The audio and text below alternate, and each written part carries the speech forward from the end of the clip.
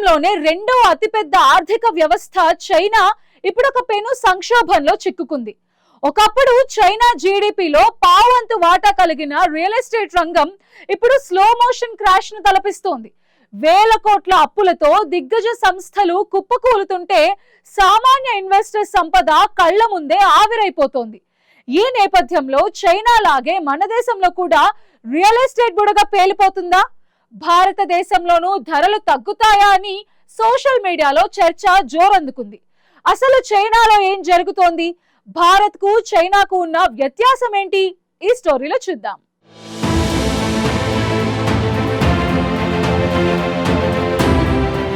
ప్రపంచంలో రెండో అతిపెద్ద ఆర్థిక వ్యవస్థగా ఎదిగిన చైనా ఇప్పుడు ఒక సంక్షోభంలో చిక్కుకుంది. గత 2 దశాబ్దాలుగా దేశ అభివృద్ధికి ప్రధాన ఇంధనంగా నిలిచిన రియల్ ఎస్టేట్ రంగం ప్రస్తుతం తీవ్రమైన సంక్షోభంలోకి జారిపోతుంది. ఒకప్పుడు దేశ జీడీపీలో దాదాపు 25% వాటాను కలిగి ఉన్న ఈ రంగం ఇప్పుడు క్రమంగా కుప్పకూలుతున్న పరిస్థితి కనిపిస్తోంది. ఇది కేవలం ఆర్థిక రంగానికి పరిమితం కాకుండా సామాన్య ప్రజల జీవన విధానంపై కూడా తీవ్ర ప్రభావం చూపుతోంది. ఇళ్ల ధరలు పడిపోవడం, భారీ స్థాయిలో ఖాళీగా మిగిలిపోతున్న గృహాలు, అప్పుల్లో కూరుకుపోయిన నిర్మాణ సంస్థలు అన్నీ కలిసి ఒక స్లో మోషన్ ఎకనామిక్ క్రైసిస్ గా మారుతున్నాయి. బ్యాంక్ ఫర్ ఇంటర్నేషనల్ సెటిల్మెంట్స్ విడుదల చేసిన గణాంకాలు ఈ సంక్షోభ తీవ్రతను స్పష్టంగా తెలియజేస్తున్నాయి.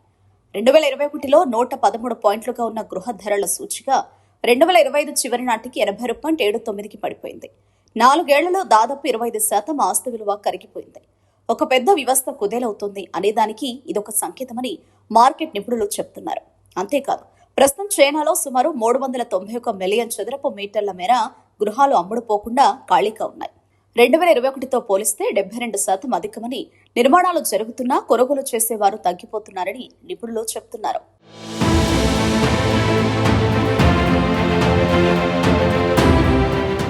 ఈ పరిస్థితికి ప్రధాన కారణం రియల్ ఎస్టేట్ కంపెనీల అధిక అప్పులేనని తెలుస్తోంది. ఎవగ్రాండే వంటి దిగ్గజ సంస్థలు $300 బిలియన్ పైగా అప్పులో కూరుకుపోవడం ప్రపంచాన్ని షాక్ గురిచేసింది.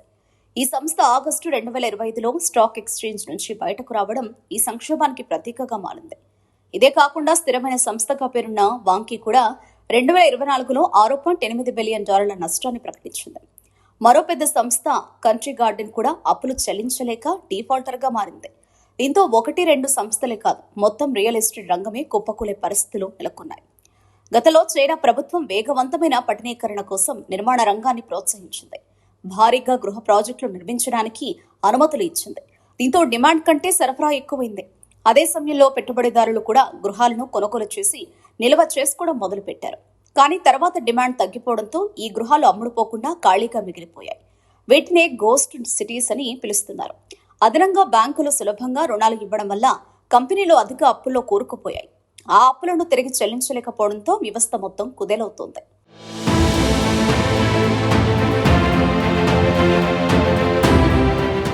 ఇలాంటి పరిస్థితుల్లో చైనా ఆర్థిక వ్యవస్థపై ప్రభావం చాలా తీవ్రమవుతుంది. నిర్మాణ రంగం మందగిస్తే ఉక్కు, సిమెంట్, కార్మిక రంగాలపై కూడా ప్రభావం పడుతుంది. ఉద్యోగాలు తగ్గిపోతాయి, వినియోగం పడిపోతుంది. దీంతో మొత్తం ఆర్థిక వ్యవస్థ మందగిస్తుంది. ఇది డొమినో ఎఫెక్ట్లా మారే ప్రమాదం ఉందని నిపుణులు హెచ్చరిస్తున్నారు. ఇప్పటికే పెట్టుబడిదారుల నమ్మకం దెబ్బతినడంతో విదేశీ పెట్టుబడులు కూడా తగ్గే సూచనలు కనిపిస్తున్నాయి. ఇక ఈ దుస్థితి భారత్పై ప్రభావం చూపుతుందా అనే ప్రశ్న ఇప్పుడు సోషల్ మీడియాలో పెద్ద చర్చగా మారింది. భారతదేశంలో కూడా ఇలాంటి పరిస్థితులు వస్తాయా అనే సందేహం నెలకొంది.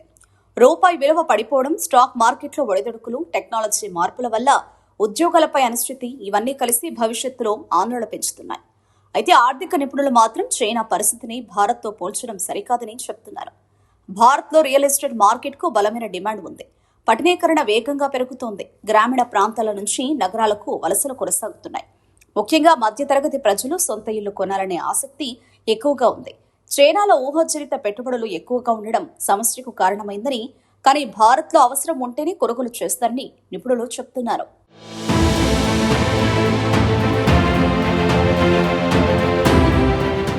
అయితే భారత్లో గృహాల కొరత ఇంకా ఉందంటున్నారు నిపుణులు.